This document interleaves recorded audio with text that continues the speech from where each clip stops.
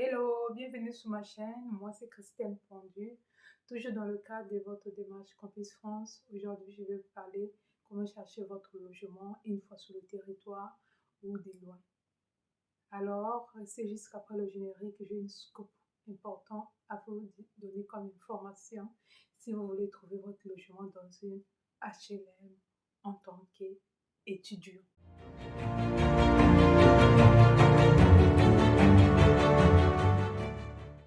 Alors, il faut savoir, quand vous êtes sur le territoire français ou même quand vous êtes à distance, trouver le logement, c'est toujours un parcours du combattant, même pour les gens qui sont sur place.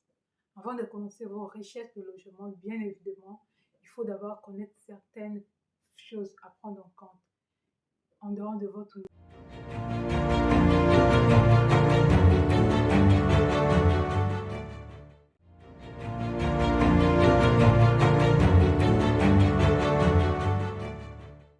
dossier que vous allez fournir. Il faut prendre en compte le budget, la localisation de votre logement, aussi le type de logement que vous voulez. Et donc, parlant de votre budget, le budget, le loyer tout simplement que vous allez payer, il faut connaître votre budget. C'est quoi votre budget? Alors, souvent en France, dans les villes étudiantines, les loyers sont un peu élevés. Parfois, c'est à partir de 400 euros et plus aux étudiants. Il y a des logements d'urgence, si je comprends, la paroisse universitaire de Montpellier. Donc, il faut prendre en compte ce que vous voulez comme logement. Et il faut tenir compte chez les particuliers, il y a des logements meublés et non meublés. Tout ça, évidemment, ce sont des informations à connaître. Et où vous allez chercher votre logement, soit dans des sites comme Locavive ou Adel.org ou Imojeune, Le Bon Coin qui est connu par tout le monde. Il y a plein de sites, je vais vous mettre des liens dans la bio, vous allez regarder. Et quelle est la différence dans tous ces logements-là? Ce qui est commun, c'est le prix du loyer. Et le prix du loyer, ça peut être déduit par l'aide que vous allez recevoir, les APL, l'aide au logement, ça peut être réduit. Mais par contre, il y a aussi des structures, des associations, des maisons de retraite qui proposent aussi des logements aux étudiants, comme des associations aussi, moyennant le service de bénévolat ou moyennant quelque chose. Et donc, renseignez-vous dans vos villes, là où vous êtes, dans vos communes, essayez de regarder quel type de logement que vous cherchez. Le CROUS, c'est bien de trouver le logement au CROUS, mais le problème avec le CROUS, l'année scolaire dure 10 mois. Ça veut dire après la fin de l'année, je crois à partir du mois de juin, tu dois carrément libérer le logement. Tu vas carrément libérer le logement. Dans d'autres villes, ils te demandent de libérer le logement ou de renouveler les 2 mois ou 3 mois d'été. Pendant les vacances d'été, si tu dois rester dans ton logement, tu dois faire une demande de renouvellement. Et si tu vas rester dans le même appartement, tu dois aussi faire une demande à partir du mois de mars. Vous voyez les tracasseries qui s'engendrent à tout moment, il faut faire des démarches. Et aujourd'hui, je vais vous parler HLM. C'est quoi l'importance d'aller chercher les HLM, les logements sociaux?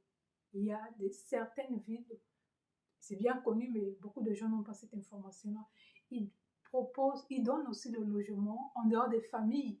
Ils donnent aussi le logement aux étudiants, que ce soit étudiants français, étudiants étrangers.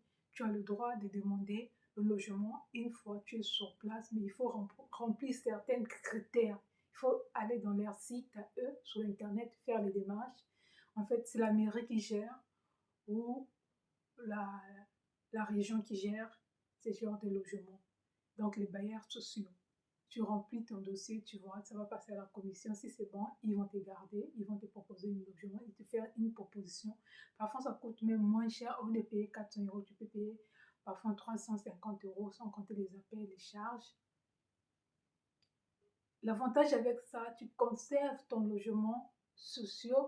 Si tu te déplaces par une autre ville, tu conserves ce logement social tant que tu as encore la statut étudiant.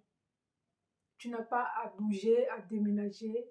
tant que tu as encore ton statut étudiant, je crois le bail, c'est minimum 5 ans, si je ne me trompe pas, le bail, les ACM, les logements sociaux. C'est ça l'avantage avec les CROUS et les ACM, les appartements ou les colocations. Il y a aussi les colocations pour les gens qui aiment vivre en communauté. Mais le problème avec ça, vous allez partager la douche, vous allez partager la cuisine.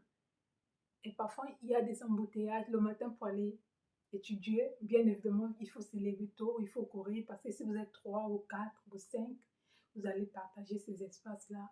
Ça dépend de la colocation. Alors, il y a une chose encore à éviter, ce qu'il faut éviter, ce sont les agences. Si tu n'as pas de moyens, évite les agences. Il faut prendre le temps avec les sites et préparer ton dossier. Les agences, pourquoi? Parce qu'ils te demandent les frais d'agence, ils te demandent aussi le premier loyer, les frais d'agence, le garantie. Sans compter le garant, bien évidemment, parfois il y a des agences qui refusent le visa. Le visa, c'est un dispositif qui est mis en place pour les étudiants qui n'ont pas de garant. Préparez votre dossier, prenez en compte votre budget, préparez les papiers qu'on vous demande, les pièces à joindre, voilà. Et il est très important de commencer à faire des recherches à temps parce que souvent c'est saturé.